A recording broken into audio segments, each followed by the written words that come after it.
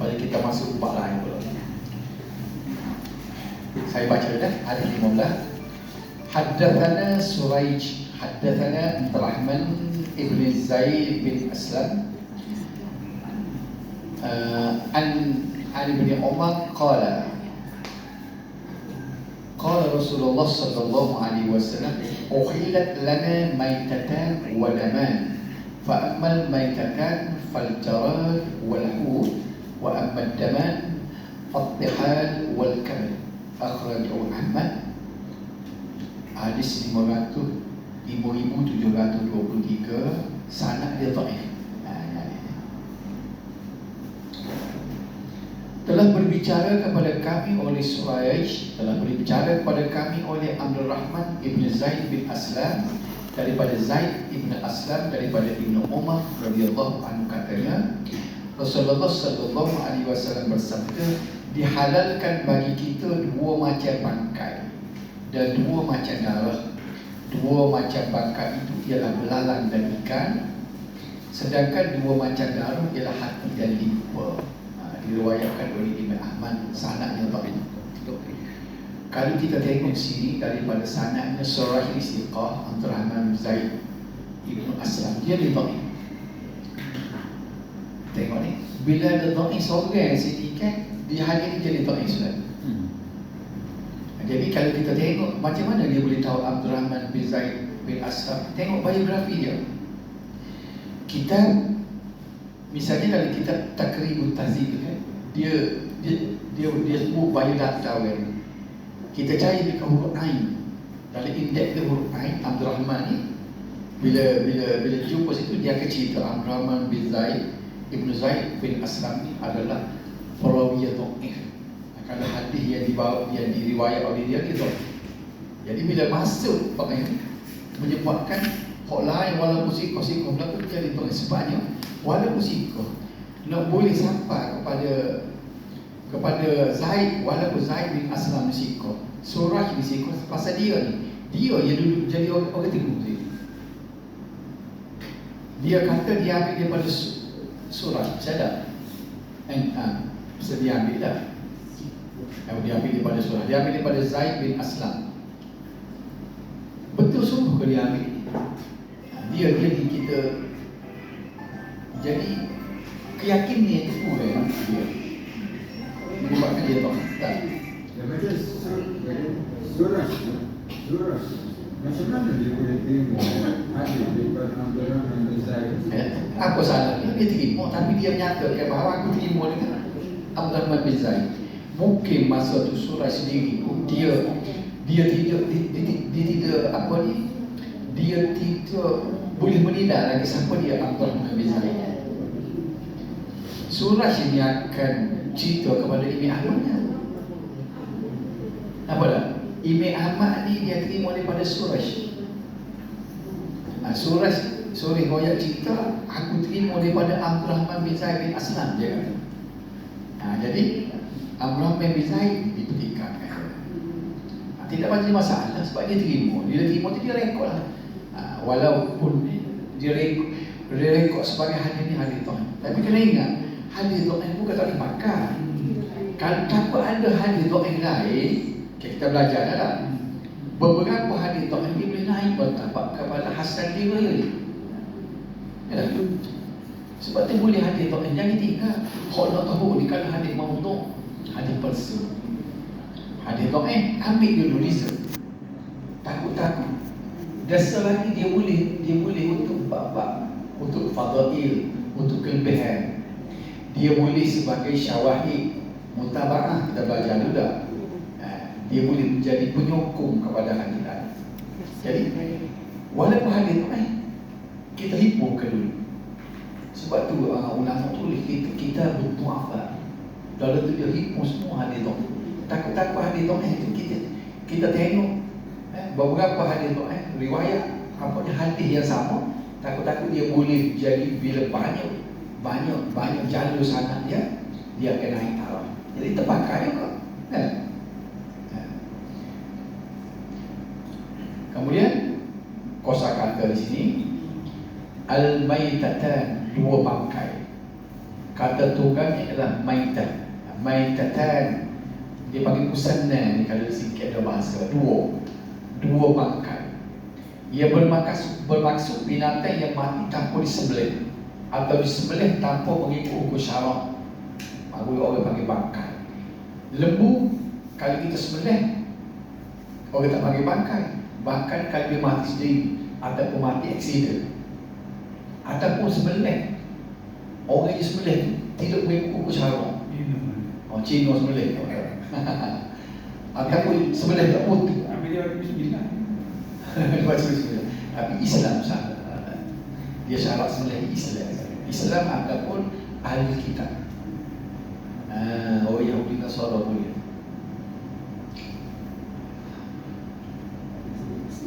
Orang Yahudi pun dia faham juga apa ni, kita orang Islam ni kena sembelih makan ni. Lepas tu almarhum Ustaz Ismail dia cerita, dia nak sokor dia tengok dalam tank tu ikan sehati dalam tank kan. Dia beli di negara tu, orang Yahudi keluar kan.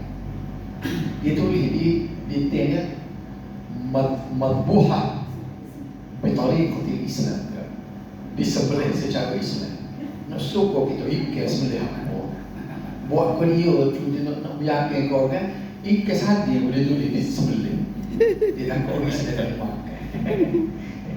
Ustaz Uwe cerita saya. Okey. Daman dua jenis darah. Dam itu darah. Daman maknanya dua darah. Kata tunggalnya dam, ia bermaksud hati dan limpa. Ia bukan darah yang mengalir daripada jantung ke anggota badan menerusi pembuluh darah dan kembali kepada jantung semula. Dia sebenarnya bukan darah mengalir, darah beku yang pakai sepuluh darah. Darah ini najis dan hukumnya hal yang mengalir itu najis. Al-jarad belalang, iaitu sejenis serangga kecil, dan maksud di sini ialah makan belalang. Mana belalang ni makan boleh makan. Kita sini ya tak jadi makan belalang. Boleh makan belalang kau. Saya tak boleh makan kau tu. Boleh pasir putih. Saya makan. Saya boleh pasir putih. Orang jual. Jalan kata jual kan potong macam belalang kau nak muntah kita. Orang pakai makan latung belalang. Saya makan. Tapi nak bayar kemudian ni, belalang ni tak payah sebelah. Dia macam ikan. Jadi apa? Buat dulu. Al-Hud, ikan, iaitu bangkai ikan yang meliputi semua jenis ikan, sama ada ikan yang bersaing besar atau kecil. Boleh ikan hiu besar, jos misalnya. Tak payah sebelah. Berbanding dengan burung puyuh. Dia tak kira besar kecil. Burung puyuh kecil, wajib kena sebelah. Ikan hiu besar, kita boleh sama-sama lembu dia dah jumpa dah. Tak kena sebelah. Itu pelik tak? Kita bincang sedang. At-tihar, lipo, iaitu anggota badan yang terletak di sebelah kiri perut dan berfungsi untuk menapis dan memusnahkan sel darah yang lama dan telah rosak. Itu lipo ni. Al-kabid ialah sejenis anggota badan yang terletak di sebelah kanan bahagian abdomen. Maksud hati di sini ialah hati binatang yang halal dimakan. Pada sanad hadis ini terdapat kelemahan disebabkan seorang perawi yang dhaif, iaitu Abdurrahman bin Zaid bin Aslam. Tadi dah. Yang tak ada nota saja. Jadi sanad tu ada sanad. Ada Abdurrahman bin Zaid bin Aslam. Bapa yang boleh makan juga hadis. Tengok ni. Namun terdapat satu sanad hadis yang lain, riwayat Al-Baihaqi, dan menurutnya sanad yang sahih. Hadis pun ni ada sanad lain, iaitu daripada Al-Baihaqi. Katanya Al-Baihaqi ni kita dah belajar duduk hadis kelas 3 dia lah. Bukhari Muslim duduk nombor 1, Ibn Malik tu, Tirmizi, As-Nasa'i, Abu Dawud duduk nombor 2 kan, Ibn Ahmad apa semua tu. Duduk kelas 3 ni, Baihaqi, Daruqutni, At-Tabarani ni kan. Jadi kita dah belajar dulu kalau hadis ni dia kena royak dia, hadis dia ni sahih atau tidak sahih, dia boleh terima dulu. Baik, Baihaqi ini dia kata hadis ni sahih. Al-Baihaqi ini seorang ulama hadis dan dia juga seorang ulama akidah. Dia ni ulama akidah beraliran Asy'ariyah. Dia boleh kalah dia Al-Baihaqi. Satu-satunya ulama salah seorang daripada ulama hadis yang berakidah Asy'ariyah. Baihaqi. Baik. Kita tak belajar lagi kemudian Asy'ariyah mungkin orang apa biasa dia biasa kali tamu dengar ada depan. Kita bincang ada akidah nanti. Baik. Jadi Al-Baihaqi itu dia mai hadis sempurna ni tapi hadis ni sahih. Jadi oleh kerana itu boleh pakailah hadis-hadis ni. Sebab itulah Ibn Hajar masuk hadis ni. Oleh yang demikian hadis nombor 15 boleh dijadikan hujah dan dalil hukum. Sebab tu saya sebut tadi. Bila jumpa hadis tu nanti dulu. Jangan tahu lagi. Cara menyelesaikan tadi. Kerana dia disokong oleh hadis yang dia ni sekarang dia sudah menjadi penyokong kepada hadis yang sahih. Pada prinsipnya kita lebih hukum. Diharamkan oleh Islam darah dan bangkai melalui ayat Al-Quran surah Al-Maidah. Hurrimat alaikumul maitatu waddam. Diharamkan ke atas kamu bangkai dan darah. Bangkai tak dimakan, darah tak dimakan. Ini cara umum. Hadis ini seolah mengkhususkan ayat di atas yang secara umum dia panggil takhsisul am. Dia mengecualikan hukum yang am. Hukum semua darah dan bangkai tak dimakan kecuali ini siapa yang bawa kecuali Nabi bawa melalui hadis. Dan inilah salah satu daripada peranan hadis ni ialah mentaksiskan yang umum.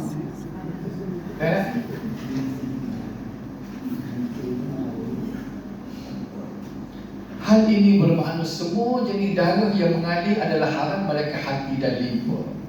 Begitu juga semua jenis bangkai adalah haram kecuali bangkai ikan dan belalang. Oleh itu semua jenis binatang yang mati yang mati tanpa disembelih dengan cara syarab adalah bangkai dan haram dimakan. Ayam mati dia begitu mati dengan tidak sembelih adalah bangkai. Kecuali bangkai ikan dan belalang. Ini istimewa. Kita cuba ikan mampu dia terlampau boleh makan. Kalau buruk itu soalan lah, tak pegang pun nak makan tapi boleh makan. Dalil halal ini juga menunjukkan bahawa bangkai belalang dan ikan serta hati dan limbah adalah suci. Hadis ini juga menunjukkan bahawa ikan dan belalang adalah halal tanpa mengambil kira punca kematiannya. Ini adalah pendapat jumhur ulama. Namun demikian ia bergantung kepada syarat tertentu. Walaupun boleh makan semacam ada juga. Jika bagi belalang di ikan yang mati, ia adalah halal jika mati disebabkan oleh cuaca, tenggelam dan sebagainya. Tetapi jika dia mati kerana racun atau benda bahaya, ia halal dimakan. Bukan halal makan dia, halal makan racun. Kau itu tubuh ikan pun tidak racun tubuh. Kau tubuh tu racun ikan kita tu baru mati dia pening dia. Obat pening kita, tak pening kita. Namun memakai kita pula. Ikan itu berlari bersila dia. Cuci balik. Macam ikan ni, dia dihadap kan. Dihadap semua. Apa untuk darah tanah tu. Najis tu tak boleh lah. Soal air. Daging dia lah. Najis dia tak boleh. Baru kena buat. Tu. Halal macam mana? Super. Dia kembali sepening lah. Dia super dengan menakai sebenarnya.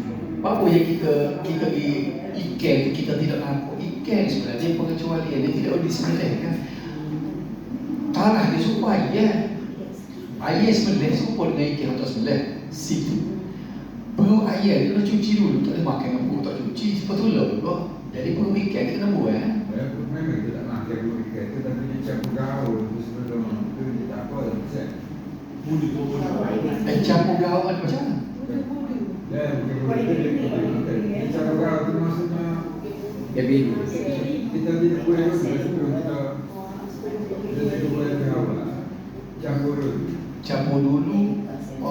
Saya kena rebus dulu, baru saya tahu. Ikan bekasam. Itu dah orang sebenarnya ulama bicara saya Di Selangor ada. ingat lagi majlis agama dulu, majlis agama dia bicara dulu kan. Saya ada masa tu. Dia bicara dia takut masuk menyerap masuk dalam daging. Itu dia bicara. Dia bicara dia masuk ke dalam. Dia kata timu cita kini dia rebus dulu masa tu nak buat. Ada saya tidak ingat dan kapok putusnya situ ulang-ulang bicara dulu sebab benda baru kan hukum baru bila nak buat bulu tu dia rebus dulu situ tu menjadi dia takut masuk dalam lagi katanya ketua hakim syariah itu dia kata tak takut dah orang mati ya. Daripada bicara dia kata tak dia tak masuk dia jadi orang terima tak masuk dari pasal dia kata daging payah no. Lagi pula dia kata bila kita masuk dia kata dia tubik balik Ikan ada di sana. ikan apa? Ikan kan kalau kita pergi di pasar-pasar di bawah lantai ada. Kalau kita di Selangor, di pasar bawah, dia ada ikan yang direbus dengan dulu dia jual gitu. Kalau kita buat Dan teman itu mau kita buat. itulah dia bicara adakah bila kita rebus tu dia masuk dalam daging masuk ke tidak tu kena tanya kena tanya makan Kita tak masuk, susah. dari segi biologi pun dari segi biologi osmosis dia masuk dah Ikan kita masuk. bahan-bahan boleh masuk ke dalam dari segi osmosis tak tahu wallahu a'lam Tak payah gila. hati yang popular adalah halal sekiranya diambil bahagian daripada makan binatang yang halal dimakan dari disembelih mengikut syarat arti dengan impor ni dia kena binatang disembelih dulu halal dulu baru yang ambil. Begitu juga air yang di mana ikan mati di dalamnya adalah suci walaupun berubah mana-mana sifatnya kerana ia berubah kerana benda suci bukan berubah disebabkan bahan najis. Air itu kita masih boleh buat wudu. Sekiranya ikan mati terapung duduk dalam air hanya nampaknya. Pak kita kata berubah warna, berubah rasa bau dia. Dia kata dia suci lagi kerana dia tidak ditukar warna oleh bahan najis. Maka boleh lagi lah. Ada tak? Macam lagu beku ni kan. Dia ada tubuh binatang ada minggu berkobar. Dia ada berapa jenis semua sekali. Ada semua jenis hati dengan impor. Dengan impor. Selain pada tu tak ada makan. How to ada lagu buku lain tak? Dia lagu buku dua perkara tu je. Bukan bedok je lah. Memang kita ada yang jatuh, suku. Jatuh tu dia tidak itulah dah. Dia bukan lagu buku tu. Dia buku lain. Jatuh bukan lah. Kau tu dah kau campur yang jatuh ni. Bukan. Itu kan. Jangan pergi jatuh kan. Impor tu kita cukup tahu makan kan. Impor tu. Jauh ke. Lepo hati Dia jatuh. naik hati dengan impor. Oh ni katanya kau nak apa ni? Hati ke lima. Hati dengan jatuh. Oh tu saya tukar lagi tu. Tukar hati ni dah ke mana? Jadi tak jatuh ke hatinya. Walaupun tu. Mulai kita. Lipo tu mana ke lipo? Impor hati jangan. Itu kali. Keliwa ni. Mana salah? Berkuah juga apa berkuah?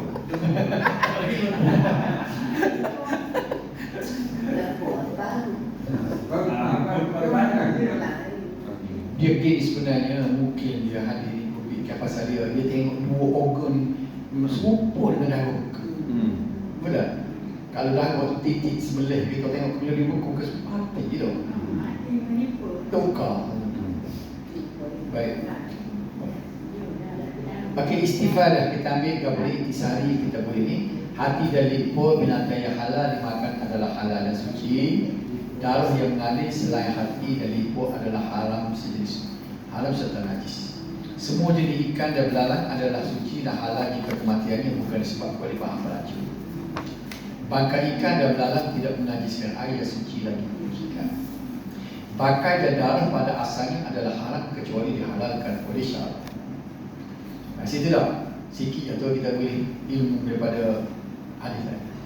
Ini belah betul Haddatsana Khalid ibn Makhlad haddatsana Sulaiman ibn Bilal qala haddatsani Utbah ibn Muslim qala akhbarani Ubayd bin Hunain qala sami'tu Aba Hurairah yaqulu qala an-nabi sallallahu alaihi wasallam idza waqa'a al-dhaba fi sharabi ahadikum falyaghmishu thumma liyanzi'hu fa inna fi ihda janahi da'an wal ukhra shifaan akhrajahu al-Bukhari.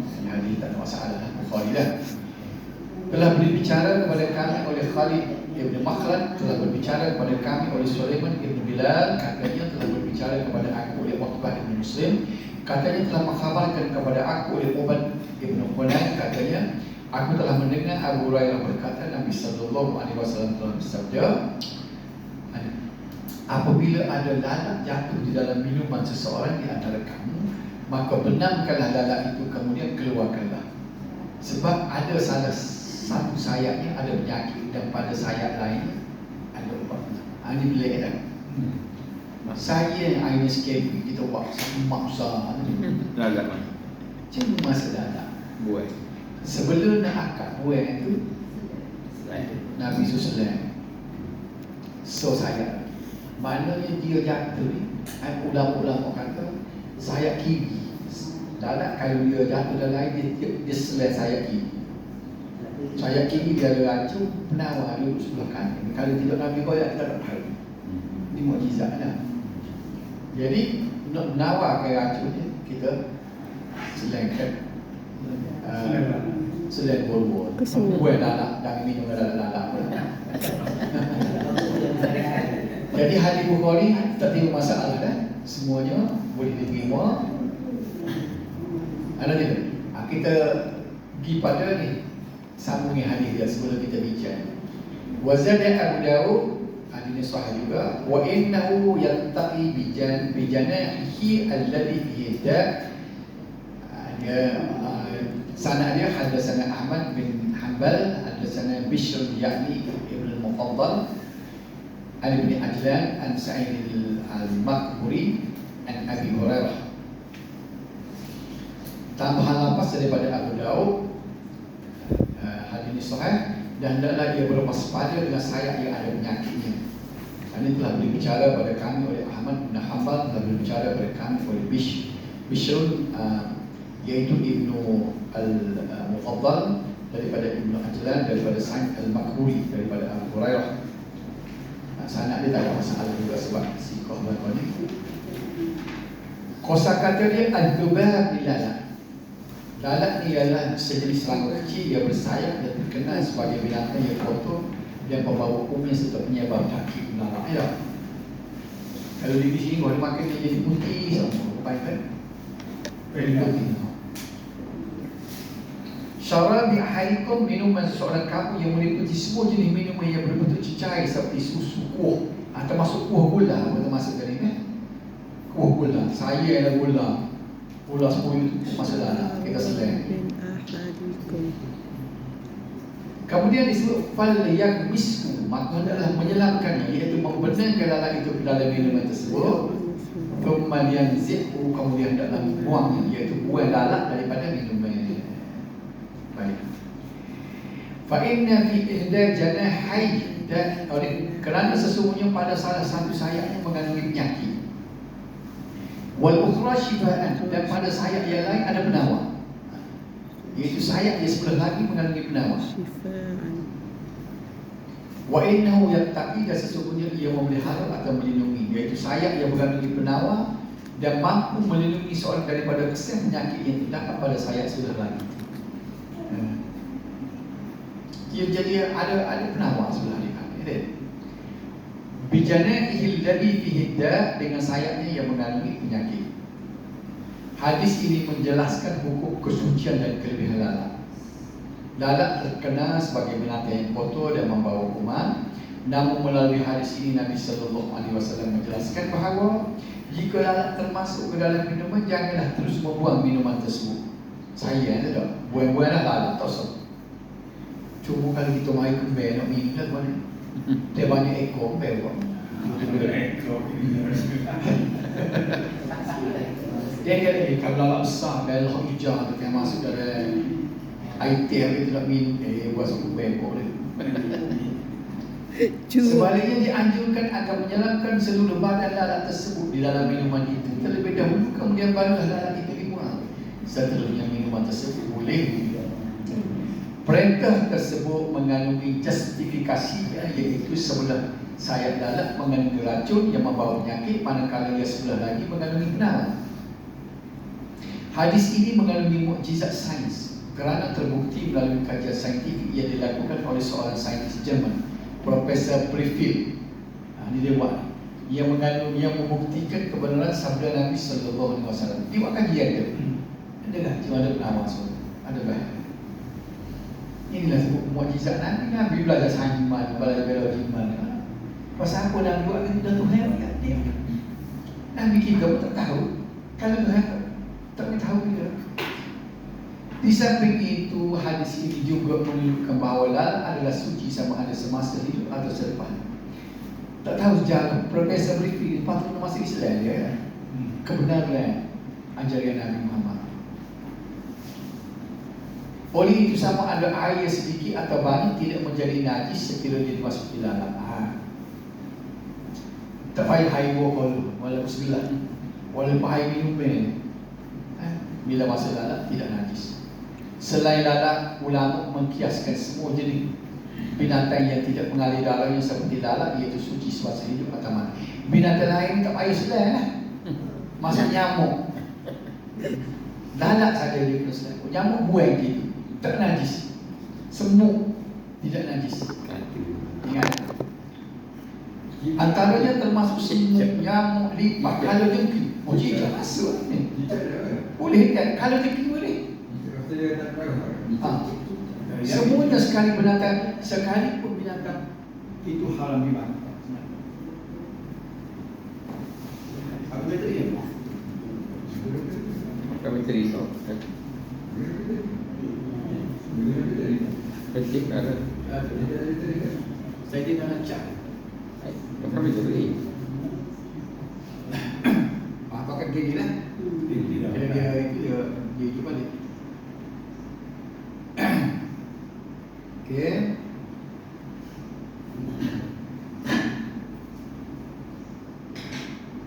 Istighfar. Ini termasuk dari dua recording kali kita pakai. Dia masuk ke. Saya kenal kita. Sambung. Solo dia nak. Lupa.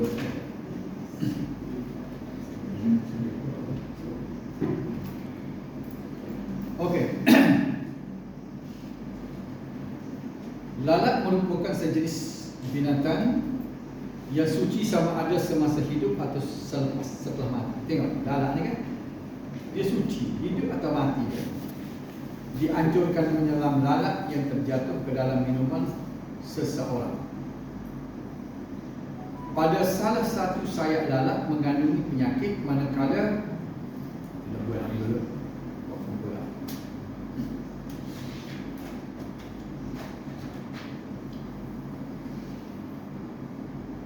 pada salah satu lalat mengandungi penyakit, manakala sayap yang sebelah lagi mengandungi penawar. Mudahlah kita nak pahami. Okay. Diharuskan meminum air yang lalat terjatuh ke dalamnya selepas menyelam keseluruhan badan lalat tersebut di dalam air itu. Kita bincang tadi lah. Setiap binatang yang tidak mengandungi darah yang mengalir adalah suci. Boleh cicak. Jatuh cicak. Tak tegang.